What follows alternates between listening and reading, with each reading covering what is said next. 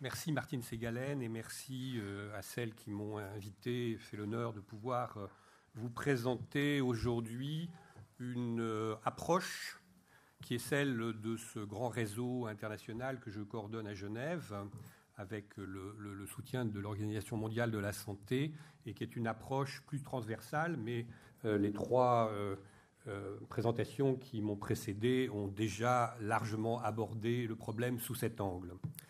Alors, on pourrait s'étonner qu'au nom des droits fondamentaux de l'être humain, que la question du tourisme procréatif et de la maternité de substitution ne soit pas l'objet d'un consensus international. Pourquoi c'est pas si simple?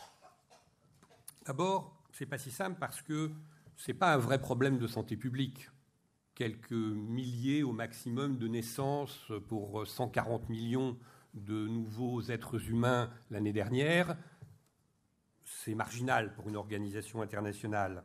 Pourtant, ça pose des questions qui dépassent très largement l'objet même de la maternité de substitution. Ça pose des questions sur l'avenir de l'humanité.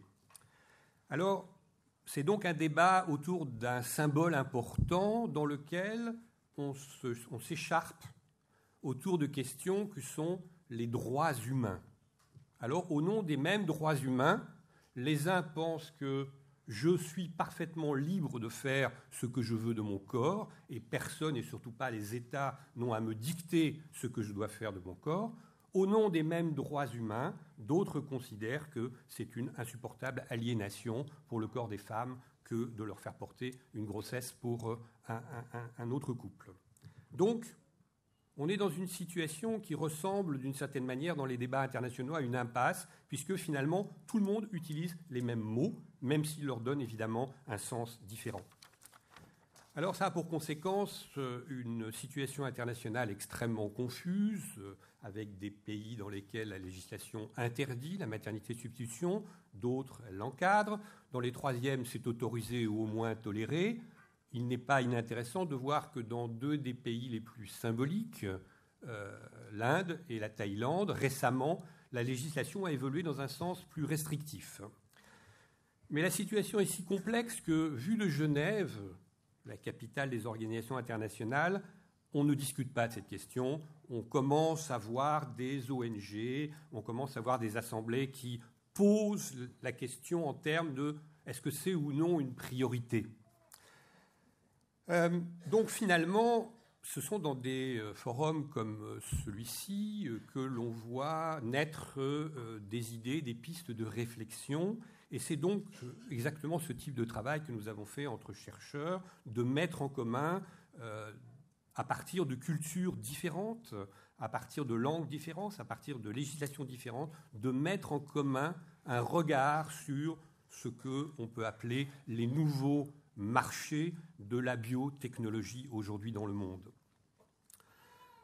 Mais la question, c'est que on réfléchit là à quelques centaines, mais la force des comportements individuels et la force du marché fait que, pour l'instant, notre voix reste relativement peu entendue.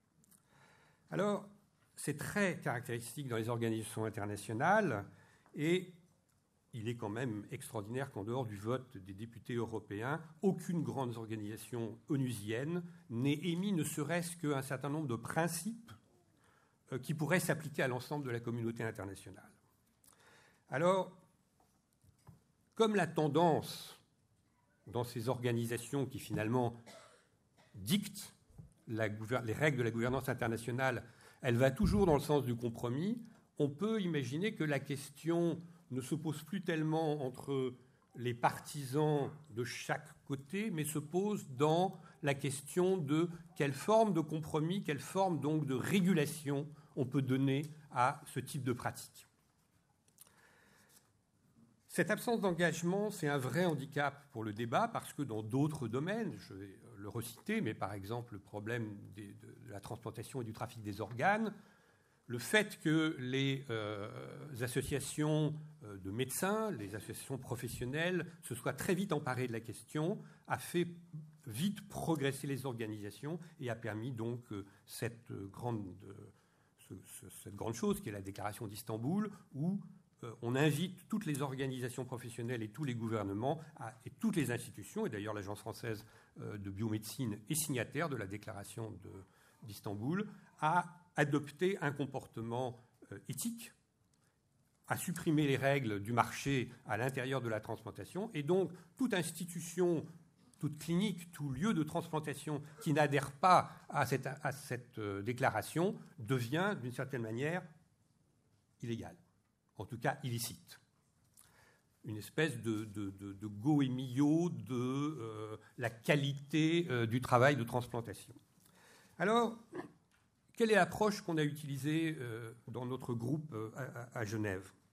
En fait, on n'est pas rentré du tout de la manière dont ces assises sont entrées dans la question. On est rentré dans un travail de recherche très simple sur l'évolution des marchés globalisés dans le secteur de la santé. Et donc, depuis une dizaine d'années, on a envoyé des doctorants faire leur thèse autour des questions des marchés globalisés dans la santé. Et notre idée était, la grande question que l'on se posait, c'est est-ce que finalement ils ont quelque chose en commun ou bien est-ce qu'ils sont uniquement spécifiques ? Et très vite, on s'est aperçu qu'il y avait beaucoup de choses communes entre ces différents marchés. Et donc, l'idée est venue de travailler en particulier avec l'OMS sur une convention qui permettrait d'opposer à un problème commun une réponse commune, c'est-à-dire un cadre de réponse législatif commun. Alors, qu'est-ce que ça donne concernant la maternité de substitution ? Ça donne la question suivante. La maternité de substitution est-elle le seul domaine dans la santé internationale dans lequel on a recours au corps des uns pour traiter les questions de santé ou de bien-être des autres ? On voit très vite qu'il y en a beaucoup d'autres. Et c'est ce type de marché du corps que nous avons appelé les nouveaux marchés cannibales, en utilisant la métaphore toute simple qui est qu'on s'approprie des ressources des corps des uns par la violence étant symboliquement les inégalités sociales et les inégalités de genre, pour traiter des questions de santé, voire de bien-être, dans la majorité des cas, des autres. Rapidement, 4 exemples. Les besoins en produits sanguins augmentent très rapidement dans le monde. Là où on n'arrive pas à faire face, la plupart des gouvernements ont décidé de commercialiser la collecte. Bingo, une aubaine pour à la fois les institutions privées de santé, mais aussi pour les populations pauvres qui y ont vu tout simplement un revenu. Et donc, une telle activité réduit finalement les donneurs, devenus vendeurs, à être un réservoir de plasma pour le reste de l'humanité. Un réservoir, on en revient à l'esclavage, que l'on souhaite garder en bonne santé, puisque pour éviter les anémies trop graves, on leur réinjecte les globules rouges. Comme ça, ils peuvent donner plus fréquemment, et eux-mêmes d'ailleurs souhaitent donner plus fréquemment. Sauf que, en Chine, résultat, 700 000 infectés par le VIH à cause de cette pratique. Deuxième exemple, la transplantation d'organes. Ça connaît un énorme essor depuis l'invention des immunosuppresseurs. Ces résultats sont impressionnants. Et pourtant, dans la totalité des pays qui ont des plateaux techniques permettant la transplantation, il y a plus de personnes sur les listes d'attente que d'organes disponibles. Alors, là, on n'est plus dans le désir, on est dans la vie ou la mort. Et donc, on peut tout à fait comprendre que des familles, des individus qui sont menacés dans leur vie, aillent chercher ailleurs les organes qu'ils ne peuvent pas trouver chez eux. Ils les trouvent de plus en plus facilement. Vous avez lu ces articles, entre autres du Spiegel, sur les camps du tsunami ou les camps du Liban, les camps des Syriens au Liban, où le prix du rein s'est effondré parce que l'offre était supérieure à la demande. On est vraiment dans un marché. Donc, le tourisme de transplantation s'est développé dans les pays émergents qui ont à la fois un plateau technique sophistiqué et des populations importantes qui vivent dans l'exclusion sociale. Et ces pays et ces populations sont donc, elles aussi, des réservoirs d'organes. Troisième exemple, les biobanques. Elles connaissent aussi un développement très rapide, où la collecte est rémunérée, les ovocytes en Espagne, ou elle est basée sur le don altruiste. Mais dans tous les cas, aussi parce que les donneurs-vendeurs sont souvent peu éduqués, on ne sait rien, on leur fait signer un consentement éclairé à des gens qui généralement ne savent pas lire, on leur explique, mais le devenir de toutes ces parties du corps reste pour eux mystérieux.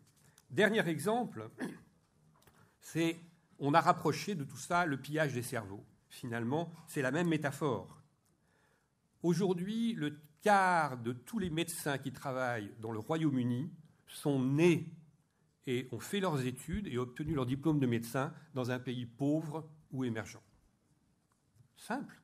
C'est tellement moins cher de les prendre là où ils sont avec des salaires moins importants et des qualifications qui n'iront jamais jusqu'à leur reconnaître une égalité, que de les former ici, chez nous. Donc, réservoir de cerveau, là encore, on prend dans des pays où la situation sanitaire est déjà très difficile les meilleures ressources humaines pour les amener ici, chez nous. Alors, bien sûr, il y a deux. Pardon. Il y a des différences, il y a des spécificités à chacun de ces marchés. Mais il y a aussi des choses, et je vais les énumérer assez vite, très semblables. La première, c'est qu'ils sont toutes d'apparition récente. Ils datent des années 90 et sont en évolution à cause de l'évolution des biotechnologies. Le deuxième, c'est que, comme dans tout marché, il y a une demande qui est représentée par les besoins de santé et de bien-être dans nos pays ou dans les catégories favorisées d'autres pays. Et puis il y a une offre qui, elle, est presque illimitée. Ce sont les populations pauvres, entre autres des pays émergents. Et entre les deux, il y a des intermédiaires. Fait capital, aucune de ces activités ne pourrait se faire sans une participation très importante des professionnels de santé, en particulier des médecins. Et c'est là un aspect très particulier de ces marchés. Enfin, ils génèrent des profits très importants. Je voudrais terminer en disant qu'il y a un aspect qui apparaît de plus en plus éclairant, qui est celui de la déshumanisation et de la désubjectivation de ces activités. Et on a mené des regards parallèles entre l'économie numérique et ces nouveaux marchés, et on voit qu'à l'œuvre, une disparition de l'humain réduit à un objet, et qui donc pose une question qui est beaucoup plus vaste simplement que tel ou tel marché. Alors, on en vient donc à la question finale, c'est que faut-il abolir la maternité de substitution ? Oui, bien sûr. Mais on est dans un monde qui répond à un certain nombre de règles. On est dans un monde globalisé avec une gouvernance internationale. Et la question, on le voit bien, qui est au cœur, on l'a vu dans toutes nos interventions, le mot-clé, c'est marché, c'est marchandisation du corps. Et donc, nous, on propose plutôt d'essayer d'avancer dans une convention transversale qui serait une convention qui interdirait toute forme de marchandisation des ressources qui viennent du corps humain pour des raisons de santé et de bien-être. C'est une position complémentaire à celle que vous proposez. Elles ne sont pas du tout contradictoires, mais simplement elles donnent un regard peut-être plus cohérent, plus unique, plus simple à comprendre aussi. C'est comme l'esclavage.